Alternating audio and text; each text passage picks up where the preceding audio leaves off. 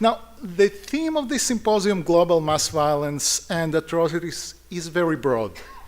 So there is inevitably a question of where to start and what to focus on.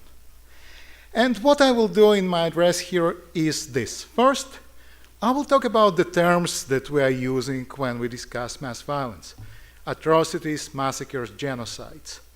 Then I will briefly discuss where we stand right now, and whether right now, in 2018, we are better or worse off than we were in the past.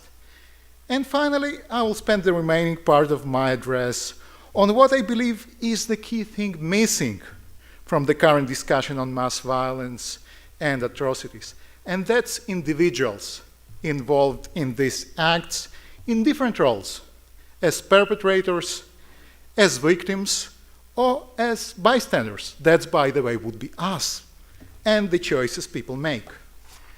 As Dr. Burns mentioned, I recently published a book on Jewish survival strategies during the Holocaust. It's titled Ordinary Jews, Choice and Survival During the Holocaust.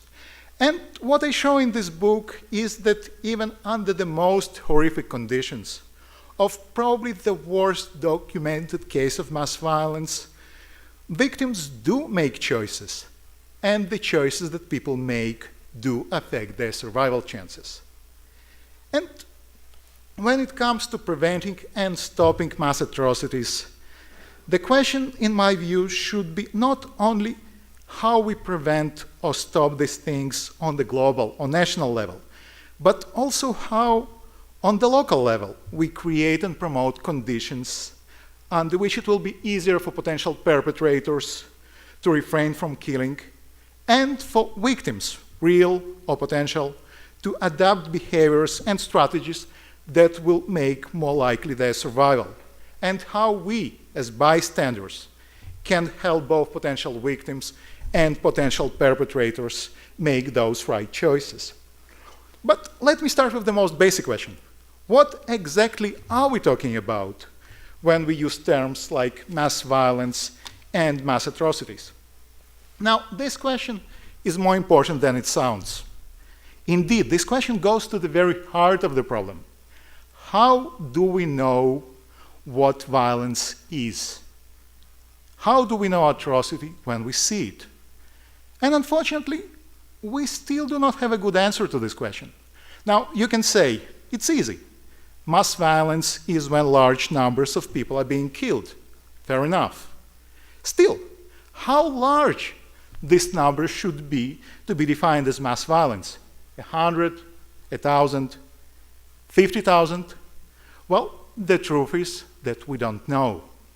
And in any case, should we be using absolute numbers? Maybe we should be using percentages instead.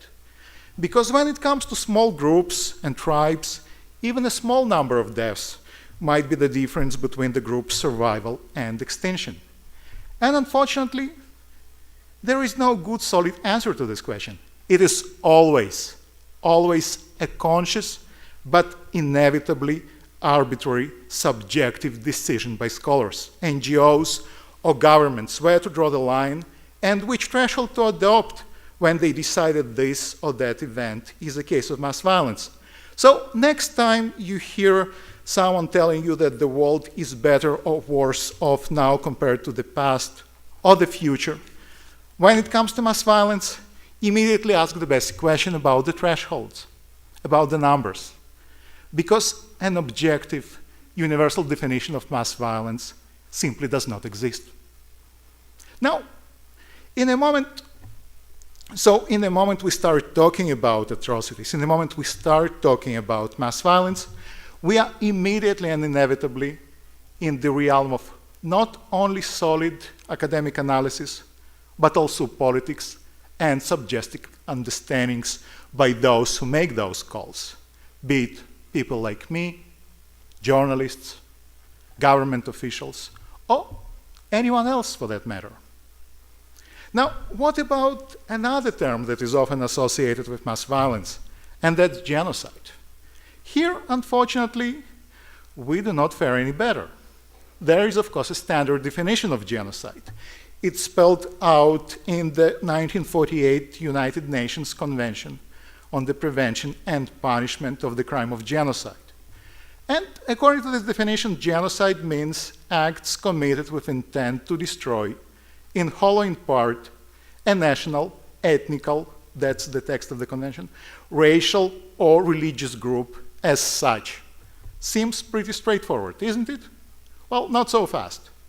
Why only national, ethnical, racial, or religious groups, but not, for instance, political groups, or sexual groups, or linguistic groups, or age groups? We know why. Because the convention was adopted by the UN, which in itself is a body that represents states. And some of those states were quite active in persecuting and destroying various different groups, like political groups in the USSR. And in 1948, when the convention was adopted, nobody really cared about sexual or linguistic minorities, or women's rights for that matter. So it is also first and foremost a political document adopted by politicians as a result of political rather than analytical processes or decisions. On top of that, what does intent to destroy in whole or in part means in practice? How do we prove intent? It's pretty hard. People who order and commit mass violence usually do not leave extensive paper trails. Usually the orders, if they're given at all, are given orally, so how do we prove intent? And in any case, to destroy a group in whole or in part, what does it mean? How large should this in part be to qualify? Again, we don't know. And scholars who study mass violence have long been aware of these problems with the very definitions of the terms that we are using, and did their best to work around those definitions. The results, though, is that if you look at how scholars treat mass violence and how generalists write mass violence, you will see many, many different terms, some of them quite convoluted, like democide, killing of a specific group, or a politicide, politically motivated murder. Or they simply try to come up with their own improved definitions. About 50 years ago, Scott Strauss, a prominent genocide scholar and my mentor at the University of Wisconsin, did a survey of the existing research on mass violence. And what he found was 21 different definitions and subtypes and variation of genocide and mass violence that are used by people who study those topics. And over the last 15 years, several more appeared on the list. Now, you might wonder, why on earth am I telling you this? Shake your head and decide that these hair-splitting academic debates about definitions have nothing to do with the real world. You would be absolutely right to shake your head, but you would be absolutely wrong to believe that these hair-splitting debates do not affect real lives and very, very real atrocities. They do. They do because they indicate a broader, much more serious policy issue and policy problem. How do we fix something when we can't even agree on what it is? How can we devise policies to stop and prevent mass violence when we cannot agree on what this very term means? How do we solve something that we don't know how to define? So, what should we do then? Well, the first step would be simply to face the reality. The terms that we are using when we talk about mass violence, when we think about mass violence, when we hear about mass violence, those terms are inevitably arbitrary. That, however, does not mean that they're meaningless. The next step would be to recognize that because the terms and the definitions we use were shaped by politics and political considerations, we should not pretend that when it comes to mass violence and atrocities, we can easily separate lofty academic analysis and scholarship from politics, including domestic politics. And what we will be talking about today and tomorrow, global mass violence and atrocities, well, those topics are relevant to our domestic politics, and they're shaped by our domestic politics, even if the violence itself is taking place in countries many of us cannot even locate on the map. We cannot pretend, we should not pretend, that these things have nothing to do with us, Our social norms, our political preferences, and our political debates kick in immediately at the very moment we open the newspaper or hear something on radio and TV and decide whether it is indeed a genocide or mass violence. Now, of course, the fact that the terms that we use should be taken with a spoonful of salt should not prevent us from looking at the world around us and trying to understand where we stand right now, in 2018, on the issue of mass violence. 20th century is often described as the age of genocide, or the age of mass slaughter. According to one pretty conservative, pretty limited estimate during the 20th century, at least 60 million civilians died as a result of mass violence, mass murder, and atrocities committed by different states, more than the number of people killed on the battlefield. And that's a low bar, a lower estimate. Higher estimates produced by different scholars go as high as 170, 175 million civilians killed as a result of mass violence. So, are we doing any better now in the 21st century? If you turn on your TV, you will be exposed to reports from various conflicts that inevitably involve mass violence or violence against civilians and atrocities, either as we speak or until very recently. I can name some like Syria, Iraq, Yemen, Myanmar, the Democratic Republic of the Congo. And there are others about which you likely have not heard much. So let me show you a map produced by the Conflict Data Program at Uppsala University in Sweden. And it covers the period from 1989 until 2016. And here the numbers that we see are numbers of people killed as a result of state violence and violence against civilians, not battle deaths during wars. And you will recognize immediately the usual hotspots. Does it work? Yes. So Sub-Saharan Africa, Middle East, Iraq, Afghanistan, Ukraine right now, Yugoslavia, but also other places. And the numbers are large. No doubt about that. The numbers are high. And when we zoom on a more contemporary period, that's the map of the most high-risk states, high risks for mass violence, that was produced recently by the Early Warning Project, housed in the US Holocaust Memorial Museum. And based on their statistical models, they designate the most high-risk countries for large-scale violence against civilians. Their threshold, by the way, is 1,000 civilian deaths. So those are the countries that are at the highest risk, and the darker the shade, the darker the color, the higher the risk is. And again, you will see the usual suspects, like Myanmar, Afghanistan, Turkey, Iraq, Syria, also Ukraine, Sudan. So are things bad? Are things horrible? Yes, definitely. But if we broaden our lenses a bit, and if we move from colors to the actual likelihood of a large-scale violence against civilians happening, to the means and the predictions, what we will find, and the red dot is the mean predicted risk of an atrocity taking place in a country, well, even for the highest in risk country, and that's Sudan here, it's below 10%. So, should we be concerned? Well, of course.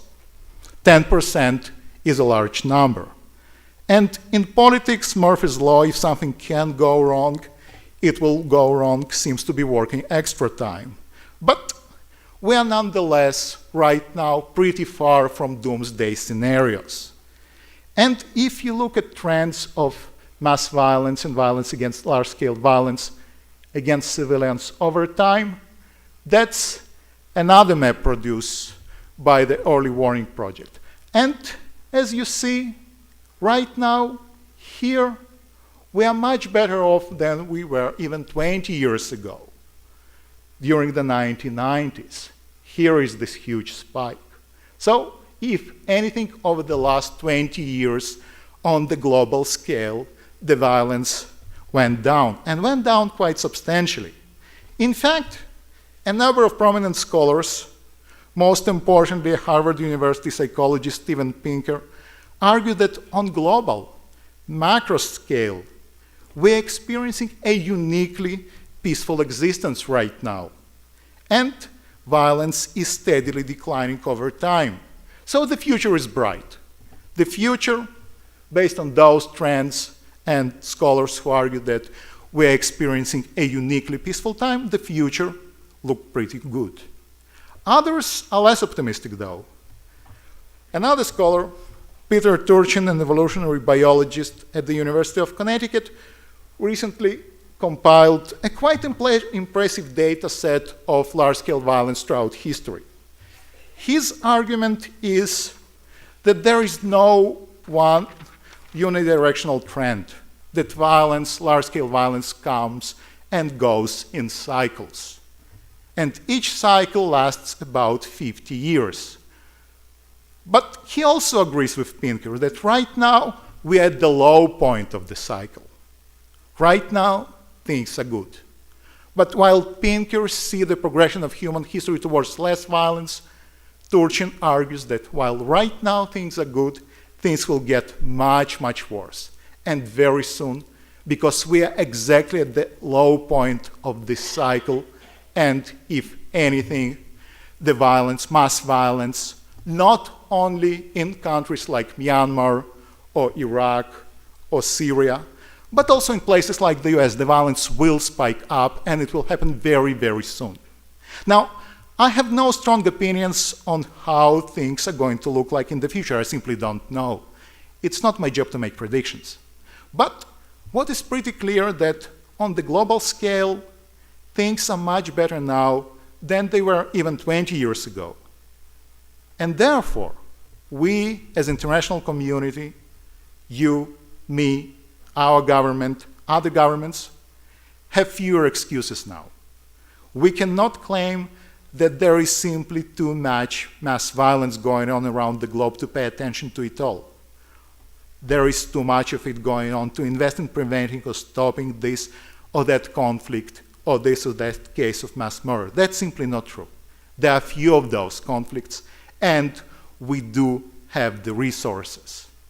What is lacking, though, what does stand in the way of dealing with global mass violence and atrocities, is A, knowledge, and B, political will. Now, why our political will is so crucial? Well, because, and here I am getting to the key point of this lecture, mass violence is not a force of nature. It's never a force of nature. It is not inevitable. Large-scale atrocities are always a result of flawed, failed politics. And after mass violence takes place, scholars, journalists, policymakers, we would go back in time, reconstruct the chain of events in each and every time we would know exactly the exact spots, the exact points in time in which things took a turn for the worse. And each time we would be amazed at how easy it could have been to steer those events in a completely different direction, in a direction that would not have involved thousands and thousands of civilian deaths. Scholars have long been fascinated by why some societies have experienced mass violence and genocide. Over the last 30 years, academics came up with a pretty long list of explanations for why mass violence takes place. Some argued that genocides and mass violence are simply caused by nature of intergroup relations and by racism. Some groups hate one another and kill one another. Others blame regimes and argued, for instance, that totalitarian regimes are the root cause of mass murder. Yet another explanation linked violence to war, crisis, hardship, upheaval. Finally, There were arguments about ideologies, strategic calculations, modernity, and modern states writ large. Those arguments are very diverse. There is just one main thing that unites them all. They simply don't work. They don't work because of what we call frequency mismatch. There are many, many societies that experience pretty toxic relations between different groups. There are many societies that are racist. There are many societies that experience crisis and war. There are many societies in which the regime is authoritarian. However, luckily, mass violence is a very, very rare event. So, instead of making those arguments, recently scholars came to realize that mass violence is always a result of internal political dynamics and tug of wars. Each and every society has forces that push for escalation of violence. No society is immune to these forces. And each society has forces that promote restraint. So, as long as forces of restraint are stronger than the forces of escalation, there will be no mass violence. There will be no genocide. But if and when forces of escalation prevail, mass violence is imminent. And within this framework, it makes sense to focus on those who can, almost single-handedly, to tip the scales in this or that direction. And that's the leaders. And indeed, this is the argument that people like Scott Strauss and others are making. It is first and foremost leaders that can and do unleash the forces of escalation. Escalation leading to mass violence is almost never possible without state leaders' approval or support. But what we also know is that no leader chooses mass violence as its first priority, as his or her initial option. Violence, large-scale violence, is never a policy of first resort. It's never the first choice. Quite the opposite. It's always, always the last resort. Then others, less violent things were tried, and from the perspective of various leaders failed. Ben Valentino, a scholar of mass violence at Dartmouth, aptly calls mass violence an ultimate final solution, because it's always the end of the process that starts without violence. And in the process that leads up to mass violence, there are many opportunities for external actors like the US or international community to intervene. And here I'm not talking about military intervention. Oftentimes a warning, a threat, or simply an aid package or a pat on the shoulder would do. Again, if there is enough knowledge of what is going on in remote corners of the world, and if there is a political will by us and our leaders to take the issue of mass violence seriously. And that put a special burden on people like those gathered in this room.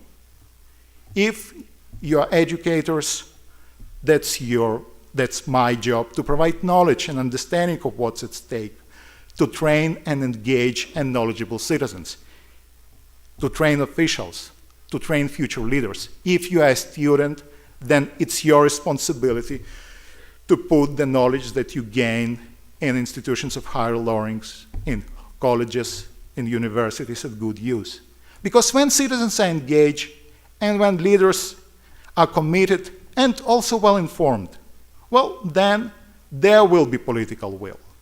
What we came to realize after decades of studying mass violence, that opportunities to prevent and stop mass violence, even without resorting to military force, those opportunities will always be there. Whether to exploit those opportunities, that's about us. Another equally important issue goes beyond leaders. It is possible not only to contain the forces of escalation, but also to empower the forces of restraint within each and every society. Now, here again, leaders might play an important role. But they're not the only actors. They're not the only actors that matter. And I want to spend the remaining part of my lecture here talking about how ordinary people can be agents of restraint, and how policies that presumably have very little to do with leaders or high politics can empower and strengthen those forces of restraint. Now, the first thing I want to say here is that people affected by and taking part in mass violence are by and large ordinary, normal people. This is probably taken for granted for victims of mass violence. There is no reason to assume that they would not be normal people. But surprisingly for many, this is also true for perpetrators of mass violence and genocide. If there is anything that scholars of mass violence and genocide agree on, is that the perpetrators of atrocities are by and large normal, quote unquote, meaning that they often reflect a demographic cross-section of their societies. There is nothing that would have predisposed those people to commit violence. Neither psychological problems, nor economic hardship, nor criminal inclination. If anything, my strong suspicion is that if I or a typical perpetrator of mass violence would be sent for psychiatric evaluation, they would be found more normal than I. So, how do we make normal people less likely to take part in violence as perpetrators, and also more likely to survive when they're targeted by mass violence as victims? Last year, I published a book that looked at survival strategies adopted by Jews in several cities in Poland and the Soviet Union during the Holocaust. And what I found while working on this book is that even under the most horrible conditions, victims of genocide did have several possible behaviors to choose from, and that some types of behavior were more likely to lead to survival than others. When faced with mass violence, ordinary people can and do choose from several broad strategies. The first one is cooperation and collaboration with the perpetrators, just trying to work it out with them or joining them. The second one is coping, just trying to survive the danger, to stay put, to live through it and survive. The third option is evasion, escaping, hiding. And the final fourth option is armed resistance. And more specifically, what I found is that the strategies that were more likely to lead to survival were evasion, that is escape, and quite surprisingly, resistance. Collaborating with the perpetrators, or simply obeying, lowering your head, and trying to wait it out rarely worked during the Holocaust, and based on what we know from other cases, rarely worked for other victims. These were the evasion and resistance that were more likely than other strategies to ensure survival. Now, the most mind-blowing part for me when I was working on the book is that in the cities I looked at, most Jews, as violence was unfolding, realized that the strategies they engage in, if those strategies are coping or collaboration, are not working. That most likely they will not survive. Yet, they did not choose evasion instead, and they did not resist. And I tried to understand why. And what I found, that there were several factors that made people more likely to adopt evasion and resistance, the very strategy that made survival more likely. Successful evasion depended first and foremost on pre-violence lives and relied on Jews and non-Jews taking part in the same pre-existing pre-war social networks. These interethnic networks allowed the Jews to seek and receive help from their non-Jewish friends, colleagues, or acquaintances. No less importantly, those ethnically mixed networks also turned many non-Jews from potentially becoming perpetrators or being simply indifferent bystanders to active helpers and rescuers. These networks essentially were the forces of restraint that I mentioned a couple of moments ago. Now, I do not want to, to paint a too rosy a picture. Inter-ethnic networks, even when they existed, did not always ensure survival. Far from that. People were turned down when they asked for help, they were betrayed, and sometimes they were betrayed by people they knew very well. Friends, relatives, sometimes lovers. But at the same time, there were also many stories of people being held by what scholars called weak ties. Former domestic help, janitors, patrons who simply used to shop in this or that store, distant acquaintances, friends of friends. And without having those interethnic social networks, survival would not have been possible. So the question becomes, how do we strengthen those networks? How do we create them? How do we establish those networks that serve as forces of restraint? And here I identify several policies that have very little to do with high politics or leaders. The first policy is education. Schooling of Jewish children in ethnically mixed schools versus ethnically segregated schools made all the difference in the world. Where the state allowed or promoted ethnically mixed educational institutions, especially secondary educational institutions, Jews spoke the language of the majority.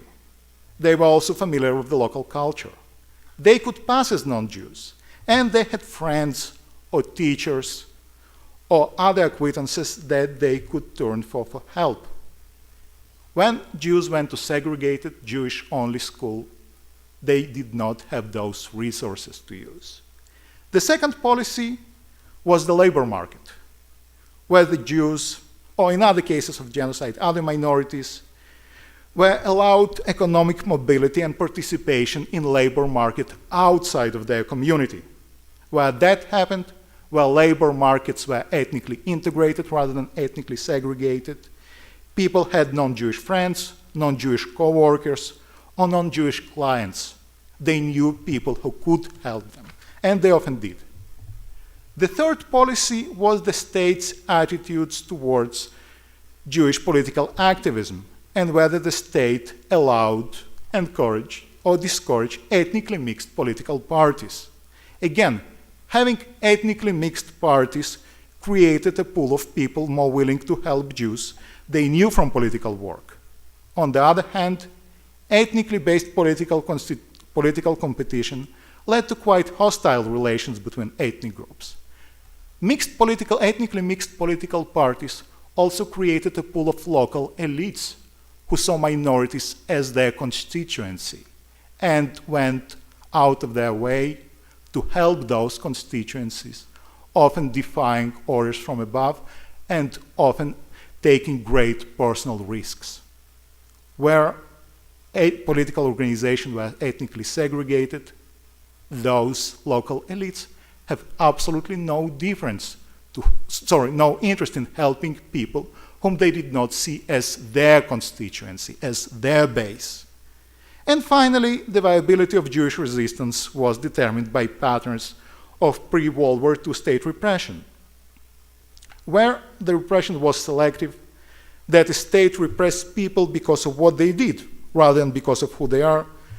Jewish organized resistance was more likely to put a sustained fight, or in other words, in places where Jews already had an experience of underground life and underground resistance before the Nazis came, it was easier for them to survive and to fight back under the Nazis and against the Nazis. Now, my book focused on the Holocaust, but there is a growing evidence that similar processes and factors affect behavior during other instances of mass violence, in other periods, in other parts of the world.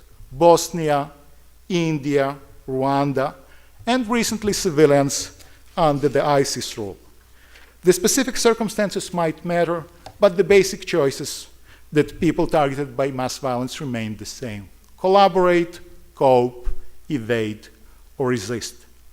And what it means is this: in an ideal world, we would not have mass violence and genocide and atrocities at all.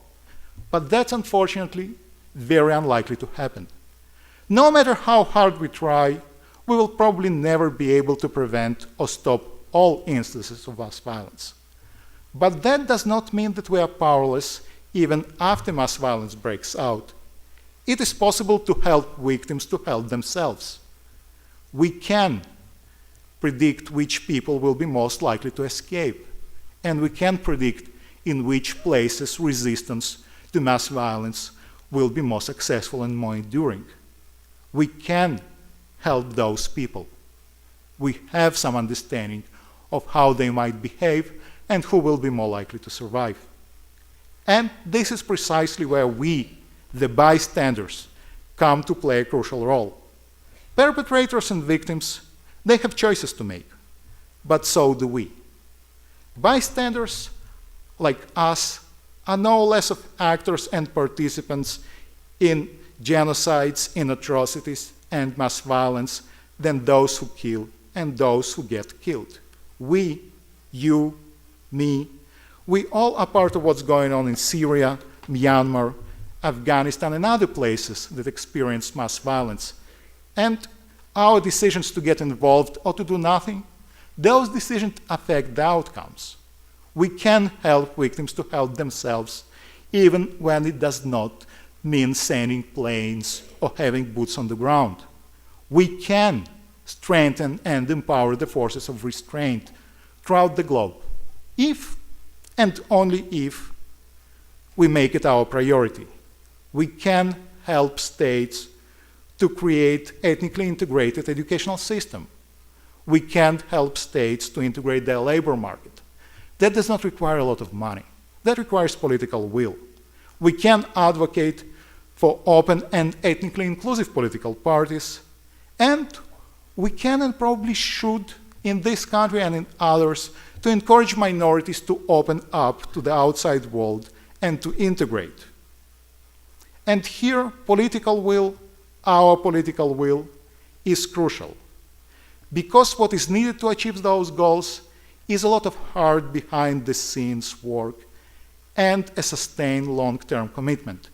Several years ago, Benjamin Valentino, a prominent scholar of mass violence at Dartmouth College, made quite a provocative argument about US military intervention in ongoing cases of mass violence, such as Libya or Kosovo a decade prior.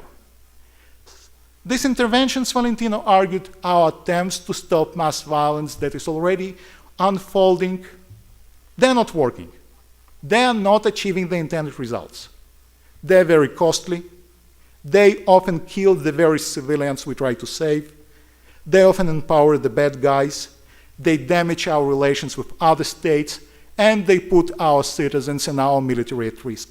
So, Valentino argued, if we want to save lives in a more cost-efficient way, instead of military intervention and instead of trying to stop ongoing massacres, we should focus our attention on saving lives elsewhere. Public health initiatives in the developing world, natural disaster reliefs, helping refugees. But it does not have to be either military intervention in ongoing atrocities or public health elsewhere. We have the ability to affect mass violence and save lives threatened by atrocities simply by strengthening the forces of restraint, simply by helping the victims to help themselves. And again, for that, we need you, people in this room. The change and policies that we need to strengthen those forces, they will not come from the city in which I work. They will not come from Washington. No chance. They can come only from the outside, from the rest of the country, from places like Brookings, South Dakota. Because only you can make this happen. Only you can make sure that your elected representatives have the political will to engage in such initiatives. No physical wall can isolate us from atrocities. No physical wall can isolate us from mass violence that is going on around the globe. The only wall that we can put is a mental and a moral one. But what we all need to understand, and understand quite well, that not to see, or to see and ignore, to put up a wall, is also a choice. It's a choice that we make, And if we do make this choice, then we should be ready to face the consequences and to take responsibility for this choice. Because 10, 20, 50 years from now, we will eventually have to deal with the consequences of those choices, and we will help to explain ourselves, our children and grandchildren, why we made those choices. Thank you.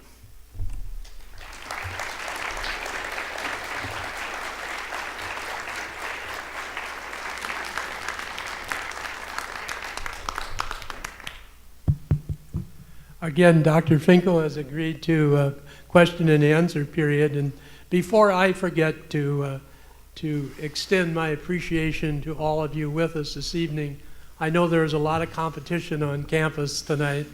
So we are very, very appreciative of each and every one of you being here with us this evening. And with that, we'll move to a Q&A session.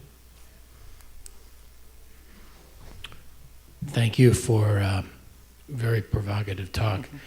I was curious about the trend you observed with we're at the low ebb, and got to thinking why that is. And one thing that comes to mind for me is perhaps it's harder to keep it a secret today, like with this, taking pictures and whatnot, and maybe that's completely false. I just wonder if you could comment on that. So if I understand your argument correctly, because we have this new technology, it's easier to document and it deters people or deters governments from engaging in mass violence. Well, frankly, I do not think that this technology makes that much of a difference compared to the technology that we had in the 1990s. The difference between a cell phone and the landline phone and a camera crew on the ground when it comes to large-scale violence is not that large. We know what's going on. So if anything, those technologies can help, but they can also harm because they make coordination easier not only for those who want to help, but also for those who want to harm. And if anything, I do not think that modern technology or cell phones make that much of a difference. At least, in my view, not a qualitative one. So no, I do not think it's about cell phones. As for larger question, why we're at the low end of this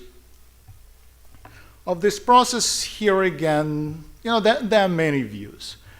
Some argue that it just goes up in cycles and we're going up. In fact, let me show you. So we are at the low point, but if you see the trend is upwards in the last year. So yes, we reached this low point, but we are going up. So we shouldn't be that happy or that optimistic. Some simply argue that all the large empires that could collapse already collapsed and had their ethnic conflicts fought out. And some say that, it's just a fluke. It's just a coincidence. I'm not sure that it is a coincidence. I'm still not convinced that the entire human history can be explained away as cycles. So I'm not sure why we're at the low point and this specific moment in time. Yet I'm more concerned, about the trend here, the upward trend, rather than us being at the down points. But I do not believe that it's about technology anyway.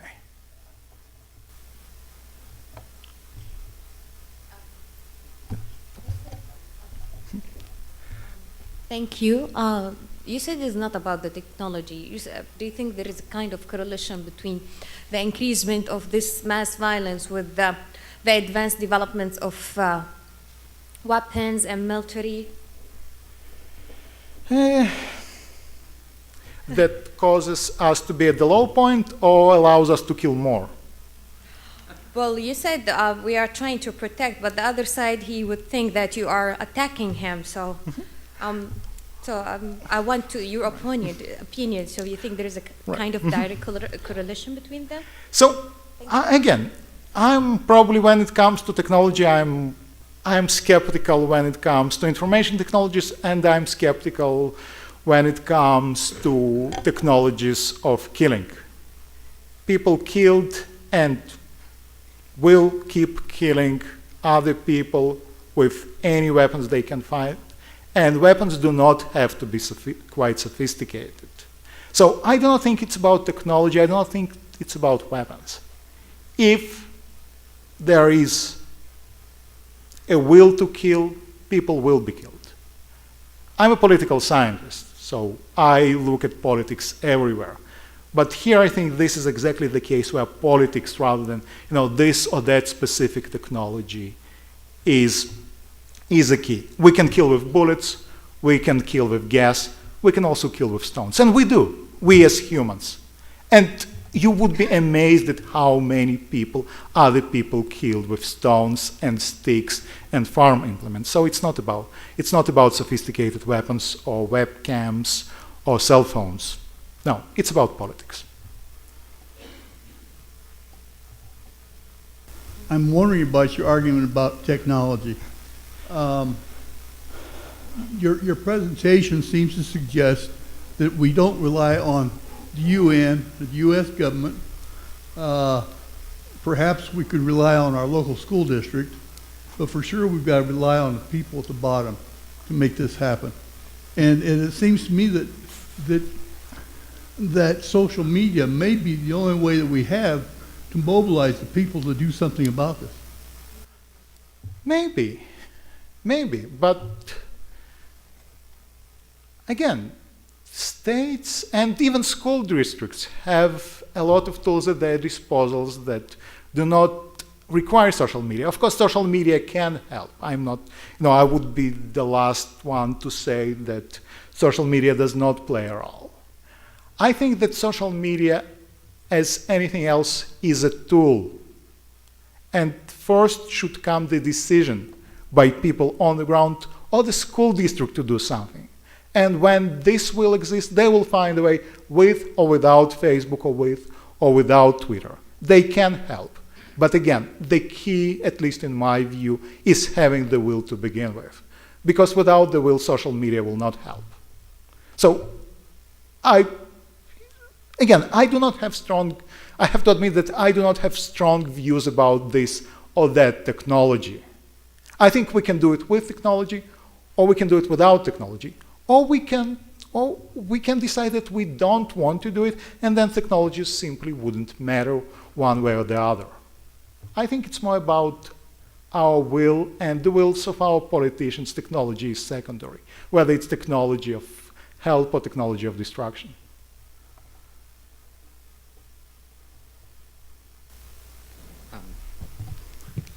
Dr. Finkel, you mentioned about Afghanistan as a high-risk country while you were speaking. Mm-hmm. You talked about the United Nations. Now, in 1980, when the USSR took over Afghanistan, after the USSR took over Afghanistan, there was a resolution passed in the United Nations Security Council that was vetoed by USSR, who were a member of that. Now, with the mass violence that's taking place, you mentioned that fewer countries have fewer excuses now. Mm-hmm. With this backdrop, in your opinion, how effective is the United Nations as a governing agency to tackle mass violence? On a scale of, okay, so I do not want to offend the United Nations, but the United Nations is a pretty large, pretty cumbersome body, and it's easy to make a punching bag out of the UN. They're not very effective at many things, but they're quite effective at things that usually don't make the news, like health, or even education or culture. So again, when it comes to the UN and when it comes to political issues, so when it comes to the ability of the UN to stop mass violence, it's close to zero, especially when those conflicts involve large-scale powers. And one of the reasons is that whatever UN does is dictated by politics. That's one of the reasons why we have this very convoluted and absolutely insufficient definition of what genocide, for example, is. So when it comes to high politics, the UN is absolutely not effective, at least in my view. But I do not want to diminish the role that UN does play in other issues, like public health or World Health Organization, which is indeed quite effective, or UNESCO and educational initiatives. So when it comes to the UN, I think the better approach would be to talk about specific policies or specific areas in which UN is involved, rather than UN as, you know, this skyscraper in Lower Manhattan. So I don't know if it answers your question, but in some way, in some things they are, in some things they are not.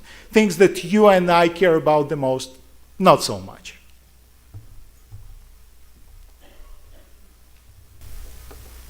Thank you so much for your talk.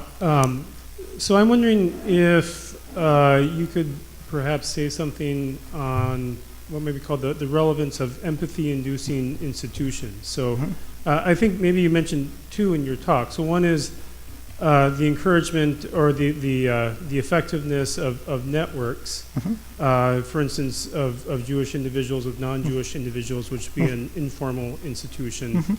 And then desegregation policies in schools, which would be a formal institution.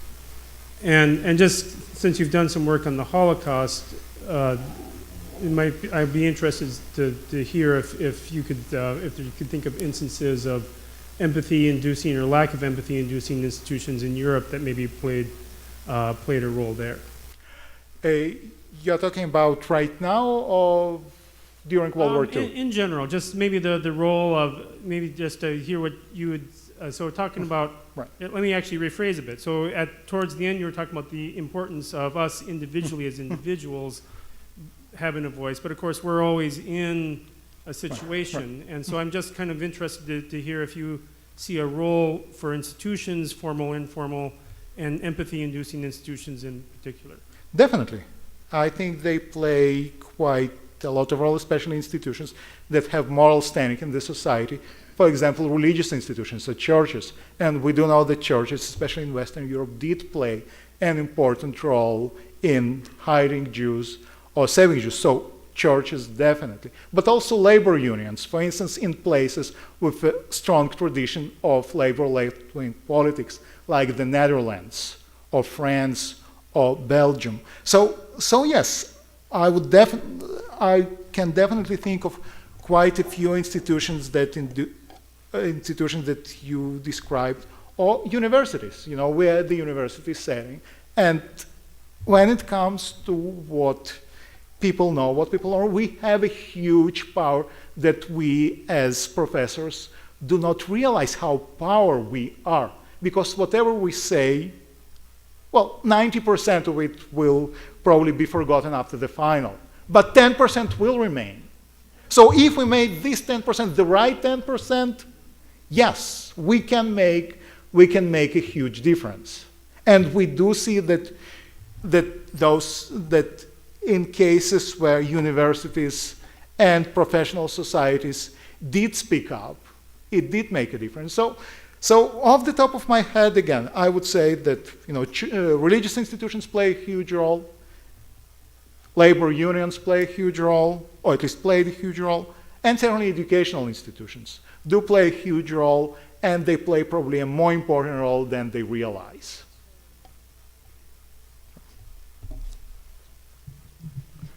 So actually, my statement I wanted to make relates directly to that empathy. So when considering in these atrocities and when considering choices, I think the most important choice to consider is the fact that the victims didn't make a choice to be the victims.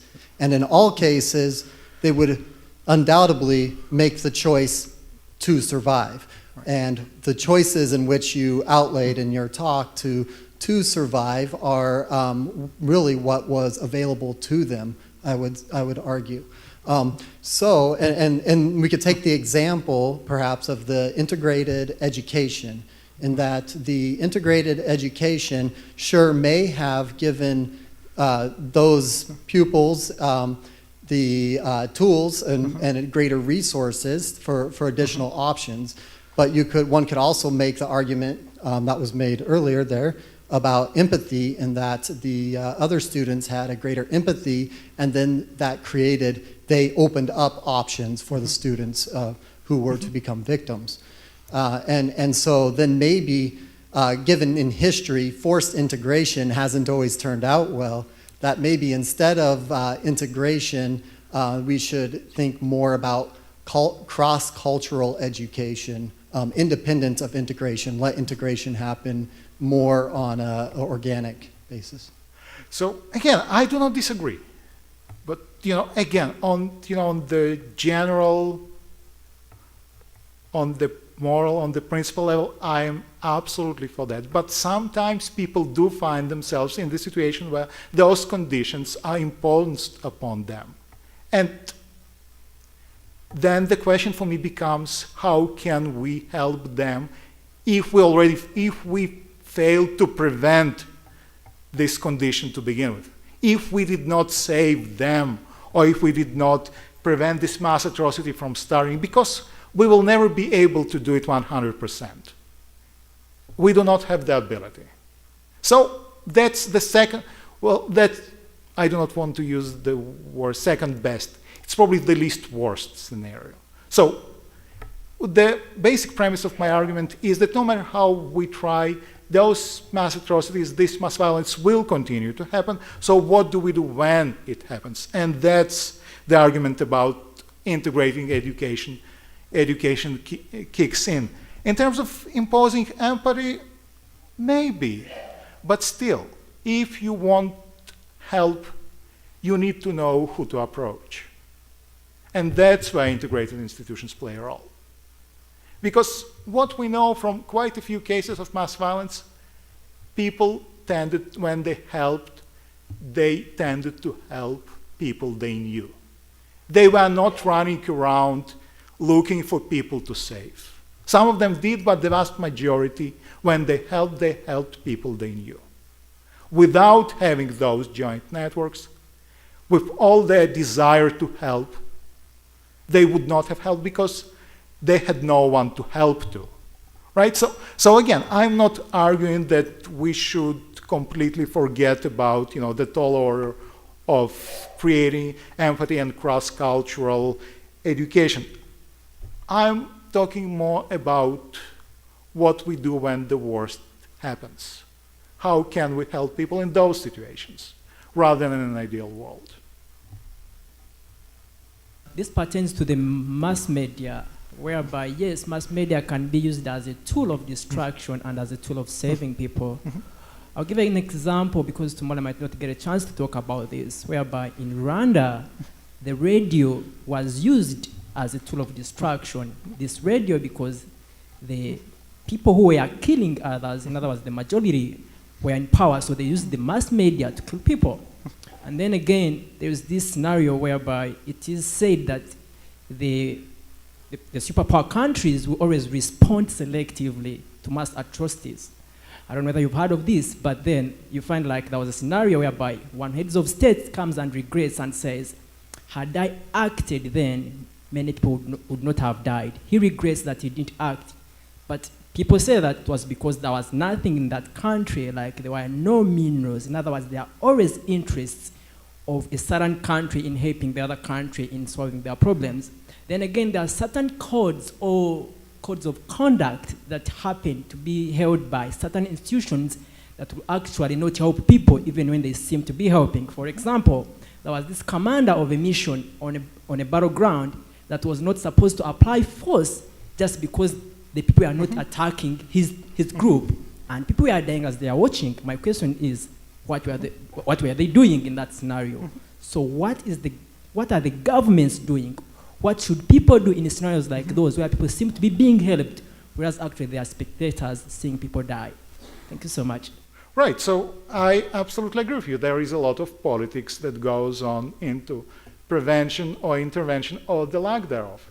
That's why I'm talking about what us as bystanders can and should do. Because I do believe in accountability of governments, and I do believe that governments in democratic societies at least do respond to the desires of the people. That's why I'm arguing that it's our choice to to ignore or our choice to get involved. So my argument is this when it comes to institutions and when it comes to politics.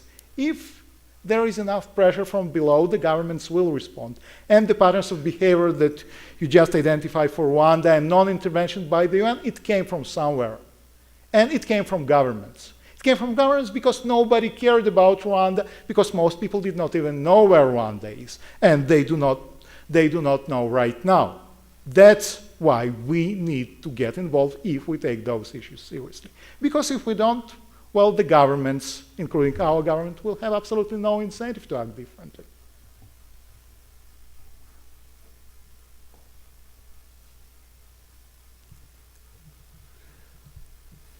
I thought I would exercise a prerogative and ask a question myself. You point out that we have just a slight upward trend again. What are your thoughts concerning global environmental change and how that's going to impact world populations in search of land and water? That's a wonderful question. So there is a lot of talk about the security implications of climate change. And there is a lot of alarms going on right now as we speak. But if we look at the actual data, it's actually not that horrible or that, I apologize, or that terrible as we might predict. Because what we do know when we look at the data, that the violence which is induced by climate change, when it does happen, can be mitigated by institutions. And where institutions, strong institutions, do exist, we see very little impact of this climate-induced violence. So we do have the ability to cope with the effects of climate change by investing in institutions, and we do see it in Africa, we do see it in Asia, we do see it in other states. Where institutions are strong and where institutions adapt to climate change, there are consequences. There are economic consequences, there are health consequences, but when it comes to violence, institutions can and do mitigate those effects, and where institutions are strong, we don't see a linkage between climate and violence. So there is certainly a reason to be concerned, but it's not a doomsday scenario. We can deal with the violent effect of climate change. Other effects like rising sea levels or health effects, that's a different question, that's not for me. But when it comes to violence, we actually have a pretty good tools to deal with that. And that period of climate change is not only it's not the only period of climate change in human history, and some people go back in time and look at previous cases of climate change 100, 200, 400 years ago, and there as well. Where we have strong functioning institutions, we do not see a linkage between climate change and violence. The linkage between climate change and violence appears only when institutions are weak or when the states collapse. There, under conditions of chaos, yes, there is a clear linkage between climate and violence. Climate change will lead to violence. But where we have strong functioning states, the effects will be mitigated by state institutions. So if we act and if we invest in state capacities in the most vulnerable states, we would not see that much of an effect of climate and violence.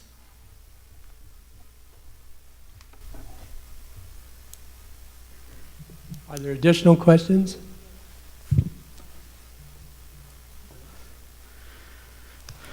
Thank you. Sure. That was food for thought. And now, I'm here, I work with the Refugee Congress, that's part of the United Nations, but we're slowly winning away from UN. Our job as Refugee Congress, we speak on behalf of bad bills that are introduced by our elected officials. So now I have a personal question for you. What attracted you to get into political science? Well, growing up during the perestroika in the most anti-Soviet part of the Soviet Union. and then moving to a country where politics is everything, and that's Israel. So I simply could not escape politics in one way or the other, instead of becoming an engineer as my parents are and as they wanted me to be. I simply decided that I need to understand why those crazy things that shaped my life from the moment I was born, why they're taking place. So just my personal history, my personal life.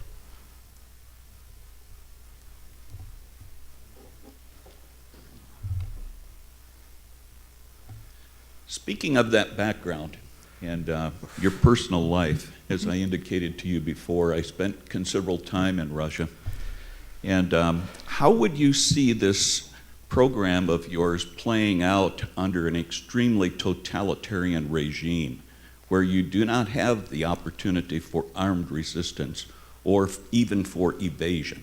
Some students, as I've posed this question in classes, have said, well, I'd just leave. And I said, no, you wouldn't. You can't travel unless you have your papers, and they're going to stop you the moment you attempt it. So how would you address that? A second question that I would raise too is, to what extent do you think cyber warfare and the use of bots may impinge upon our ability to address some of these things in the future? So I will take it, backwards when it comes to cyber warfare and bots. I simply don't know. I don't think anyone knows. We are in the middle of it, and we have no idea how it's going to play out. So, we can speculate. I don't know. I don't think anyone knows, what's going on, what to do about those issues. And of course, it's colored a lot by our own political preferences in this country. So analytically, I don't think we know what's going to happen with all this cyber warfare. Maybe it will be nothing. Maybe it will destroy our civilization. We'll have to wait and see. In terms of totalitarian, and I know it's not a very satisfying question, but here I admit complete ignorance when it comes to the future. Now, when it comes to totalitarian regimes, I think we often overestimate how strong totalitarian regimes are. No totalitarian regime was ever able to reach out and to fully control all the parts of the society. Even in the most totalitarian regimes, there are still islands of private life and islands of resistance. So I do think that even in totalitarian regime, it's possible. It's harder. It's riskier, definitely. But there is no regime watches you 24/7. And no regime has a complete ability to control your life. They can kill you, but they cannot control you 24/7, especially what's going on in your own mind. So totalitarian regimes do make it harder and do make it riskier. But even in totalitarian regimes, that's possible. And we know that those choices and those behaviors were made under Stalin, under Hitler, in Cambodia, in China. So people do that. And I admire those people.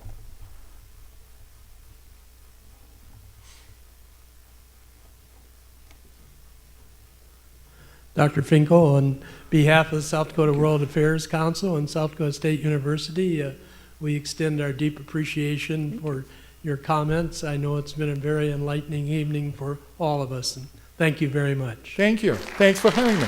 Thank you. Thank you.